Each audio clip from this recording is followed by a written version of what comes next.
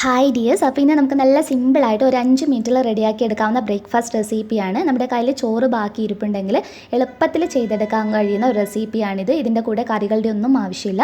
അപ്പോൾ നമുക്ക് വേഗം തന്നെ ഇതെങ്ങനെയാണ് ഉണ്ടാക്കിയെടുക്കുന്നതെന്ന് നോക്കാം. ഒരു ബൗളിനകത്തോട്ടേക്ക് ആദ്യമേ തന്നെ 1 കപ്പ് ചോറാണ് ചേർത്ത് കൊടുക്കുന്നത്. 1 കപ്പ് ചോറ് ചേർക്കുമ്പോൾ 1/2 കപ്പ് അളവിലാണ് വെള്ളം ഒഴിച്ചു കൊടുക്കുന്നത്. അതിനുശേഷം ഇതിലോട്ടേക്ക് ഒരു പച്ചമുളകും ഒരു ചെറിയ കഷ്ണം ഇഞ്ചിയും ചേർത്ത് കൊടുക്കാം.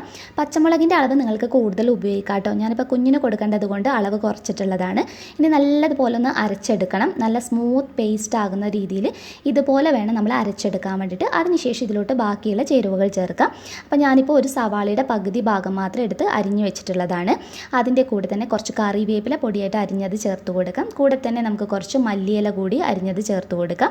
ഇനി നമുക്ക് ആവശ്യമായിട്ടുള്ള കുറച്ച് കറി ജീരകം അഥവാ ചെറിയ ജീരകമാണ് കേട്ടോ, ഒരു 1/4 ടീസ്പൂൺ ചേർത്താൽ മതി.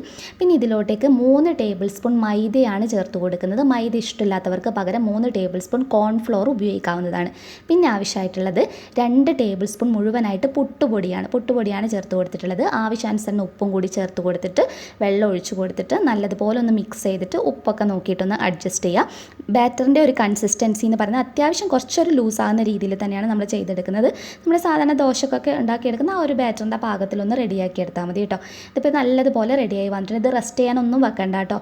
ഇനി നമ്മൾ ജസ്റ്റ് ഒരു പാൻ വെച്ചിട്ട് അതൊന്ന് ചൂടായി വരുമ്പോൾ അതിനകത്തോട്ടേക്ക് കുറച്ച് എണ്ണയൊന്ന് തടവി കൊടുക്കാം. വെളിച്ചെണ്ണയിൽ ചെയ്യുമ്പോഴാണ് കേട്ടോ ടേസ്റ്റ് ഉണ്ടാവുക. ഞാനിപ്പോൾ വെളിച്ചെണ്ണയാണ് ഗ്രീസ് ചെയ്തിട്ടുള്ളത്. ഒരു തവി ഒഴിച്ച് കൊടുത്ത് ചെറുതായിട്ടൊന്ന് പരത്തി കൊടുത്താൽ മതി. ഒത്തിരി ഇതാക്കി എടുക്കേണ്ട ആവശ്യമില്ല. അടച്ച് വെക്കുക. ഒരു മിനിറ്റൊക്കെ ഒന്ന് അടച്ച് വെച്ചാൽ മതി. അപ്പോഴത്തേക്ക് തന്നെ ഇത് റെഡി ആയിട്ടുണ്ടാവും. കണ്ടില്ലേ, സൈഡൊക്കെ നന്നായി മൊരിഞ്ഞു വന്നിട്ടുണ്ട്. നിങ്ങൾക്ക് ഒന്നുകിൽ വേണമെങ്കിൽ ഇതിൻ്റെ സൈഡിലൊക്കെ കുറച്ച് എണ്ണ ഒഴിച്ച് കൊടുക്കാം. ഞാനിപ്പോൾ എണ്ണ കൂടുതലായിട്ട് ഉപയോഗിക്കുന്നില്ല. എന്നിട്ട് തിരിച്ചിട്ട് കൊടുക്കാം. നല്ല ക്രിസ്പി ആയിട്ടായിരിക്കും ഉണ്ടാവുക പുറം വശമൊക്കെ. അതുപോലെ തന്നെ തൊടുമ്പോൾ ആണെങ്കിൽ നല്ല ഉൾഭാഗമൊക്കെ നല്ല സോഫ്റ്റുള്ള ഒരു ടെക്സ്ചറിലാണ് ഇത് ഉണ്ടാകുക.